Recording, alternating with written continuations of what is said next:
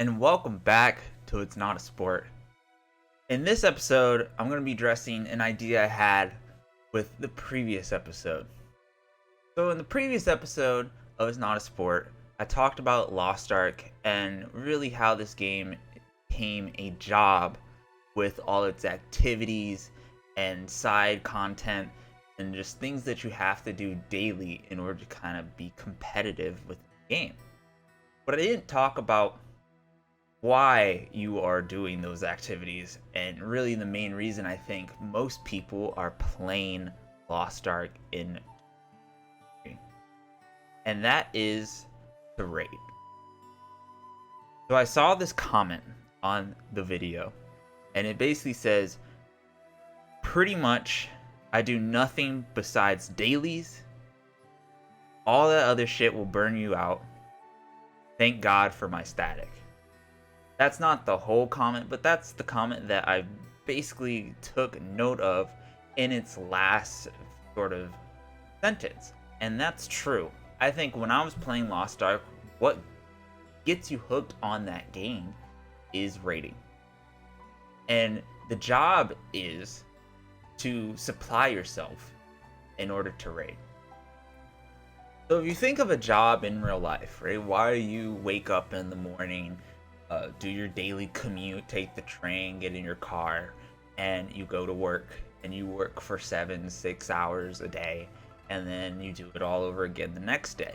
The reason you're doing that, right, is to earn money, is to earn some sort of currency so you can pay off your heating bill, your water bill, so you can buy food, so you can buy fund hobbies, so you can go out, so you can fund, basically, so you can fund your activities and way of life. And it's the same thing for Lost Ark. When I was arguing with Lost Ark that it doesn't have reset points as with expansions, let's say that Final Fantasy XIV or World of Warcraft does, where there becomes a point where the grind ends or the grind kind of resets, it becomes a new grind. Lost Ark doesn't really have that. And to give it like a real life analogy, I guess you would say, it would be the same with switching jobs or quitting jobs. Eventually, you don't have the same job, at least in today's market. You don't have the same job as you do 5 or 6 years ago. You always eventually switch jobs, and I've had multiple jobs, right, within my life. With Lost Ark, it's one job, and that job is to do your dailies, do your daily chaos dungeons, if I remember correctly, and then you do your chaos raids, your 2 little raids, your 2 daily raids, right? And then you may do whatever other daily activity, the time gated activities that happen throughout the day in order to get your upgrade materials, to upgrade your gears, to do, right? Why are you playing Lost Ark? What are you funding your gear for? And that is to raid. Right? So I want to talk about some of the raids in Lost Ark because I think it is definitely the thing that they get right.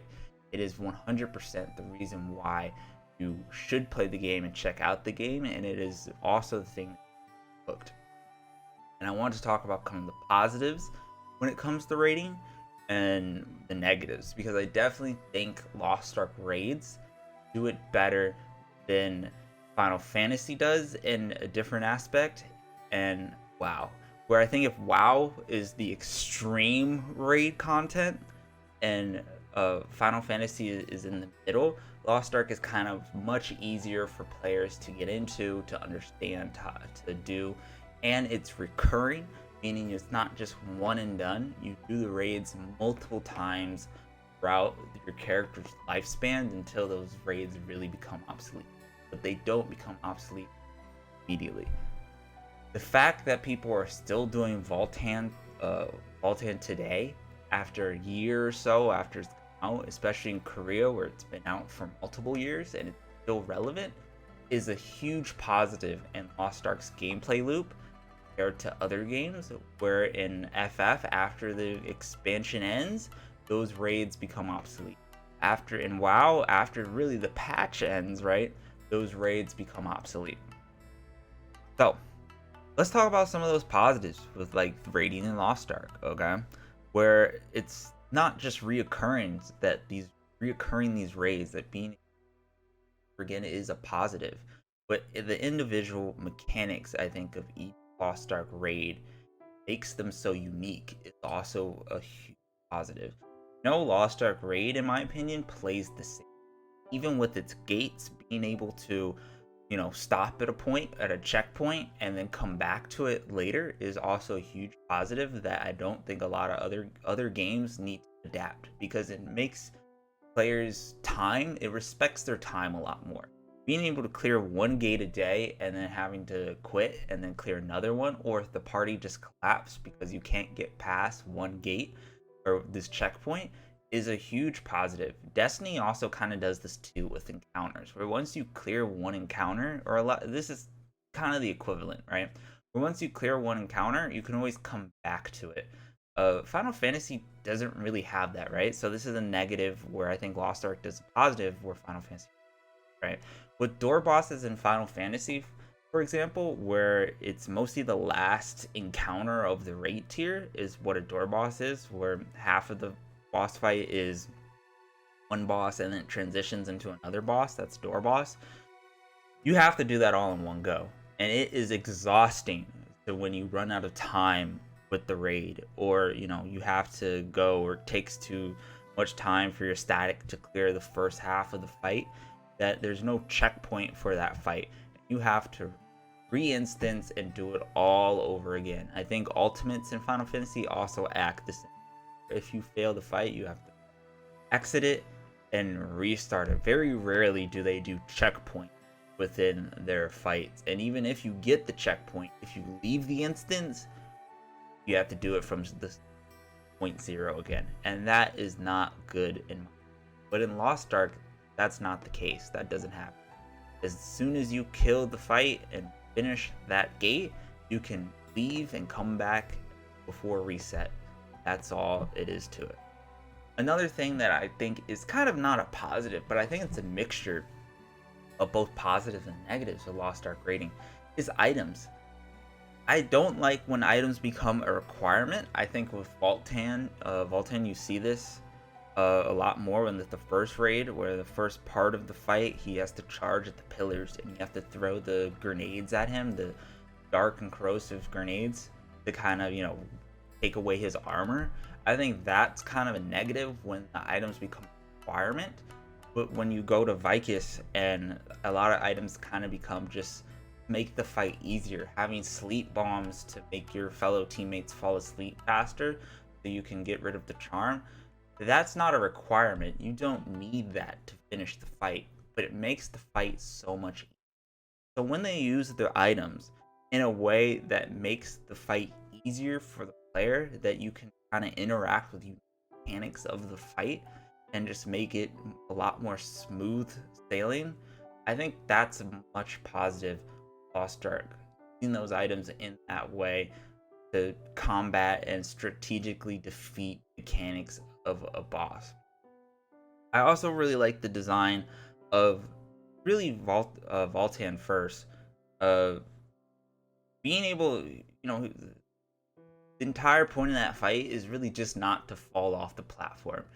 And you're working as a team to whittle him down as fast as possible while dealing with counter mechanics, for example. But anyone can solo that fight. And the tension of that fight comes at the end when the platform is super small, right? And maybe everyone's dead and it's just one dude. He's just carrying all you guys and everyone's super hyped, and you're that dude, you're beating Voltan and then you're countering the ghost and then you're just rolling this mechanic and dodging that mechanic, and then you're using the super buffs, the three characters that give you super buffs. I'm forgetting what they're called at the moment. But that type of hype moment is what, makes Lost Ark ratings super duper engaging for players. When you are able to solo carry a boss and just carry your other 6 to 7 teammates on your own, gives you such high dopamine levels. It makes you feel like a god. And I think when Lost Ark nails those moments is when it's at highest. Like, those are the moments why you grind, why you do your chaos dungeons, to raid that 1 week with your friends, especially if you have a static, and just completely carry them and make sure that they know that you are the badass boss that you are, that you carried the party. Right? That's a moment where rating is super high. But then it has its lows, right? One thing I just, which kind of killed the game for me is all its one-shot party mechanics. I understand it in this type of format, where it's like a top-down view game. I think eventually you hit limits on the mechanics and the designs that you can do, but being one shot or just one person messing up and wasting everyone's time, to me is just not good game design. And you see this a lot with the Vicus fights. The Vicus fights has a lot of mechanics, I think, in it that if any one person kind of messes it up, it just can wipe the entire party instantly. Not fun to engage, because then that incentivizes a lot of the problems that I talked about in the previous videos. It incentivizes gatekeeping, where you want people who have done the fight 1,000 times because you don't want them to mess up on this one mechanic to waste everyone's time. It just incentivizes those negative stereotypes and those problems with the game, and overshadows the positives that I've just talked about with the items, with the one person being carry the fight at the end, right? Another positive that I think of Lost Ark raiding has with the clown raid. I haven't done the clown raid, but the clown raid being able to switch up gameplay, as in 1 minute you're playing your character and another minute you're experiencing the kind of mini games within the clown raid, is, I think, a super creative way to switch up Lost Ark's gameplay with raids. I wish other games, I think WoW does this a lot more, where a couple players may have to go off and do some sort of mini game mechanic or some sort of puzzle to solve the raid as a whole. Final Fantasy raiding doesn't really do that. A lot of the times it's just dance and it's the entire party doing the dance. You don't send off a part of your group or part of players to fight a mini boss, or play tic-tac-toe, or solve some sort of maze or puzzle within the raid. That doesn't really happen in Final Fantasy. It does happen in Lost Ark, and I think having those moments where keep the player on your toes, and hey, now it's different, maybe you get to calm down a bit, but you have to solve this mechanic, this puzzle, or else the boss will get a buff, is really, really cool kind of design for me. And I think that's another positive of Lost Ark raiding.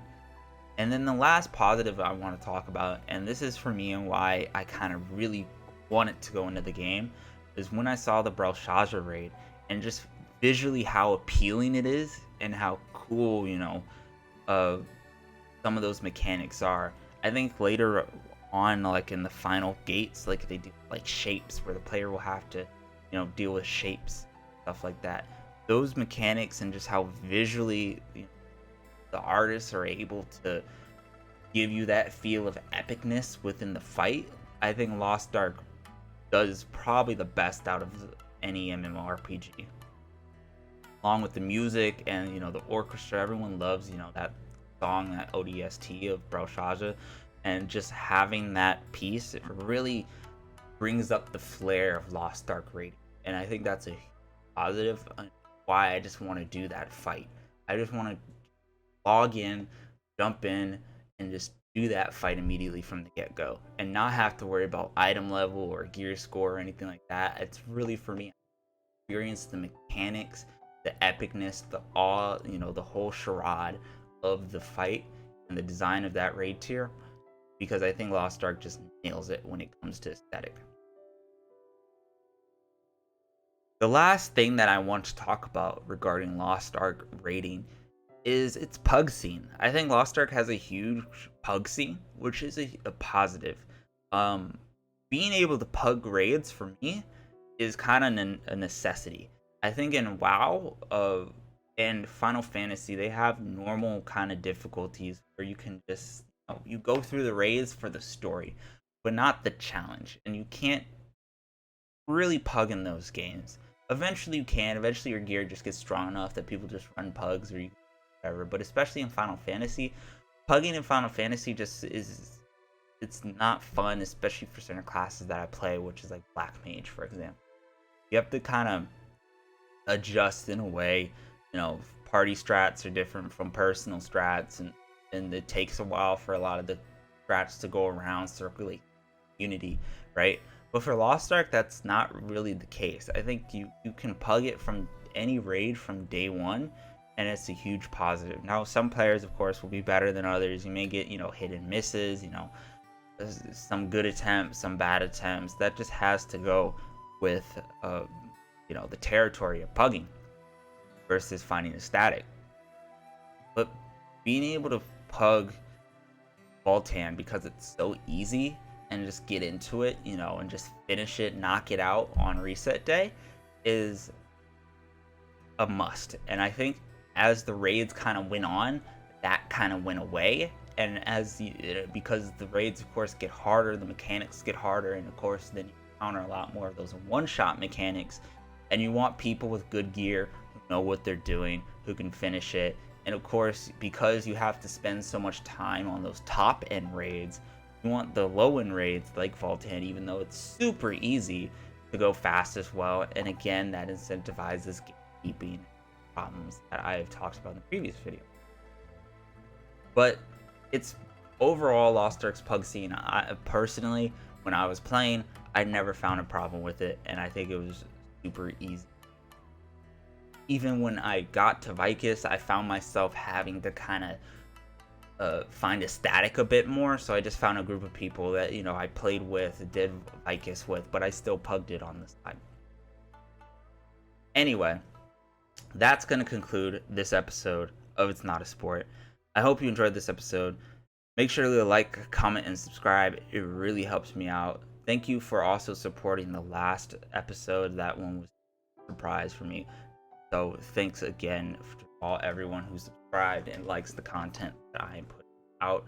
If you want to listen to all of our podcasts, you can check us out on SoundCloud, Spotify, iTunes, or you can just go to the YouTube channel and check out all of our past shows, all the archive shows. Everything that I've done is up on.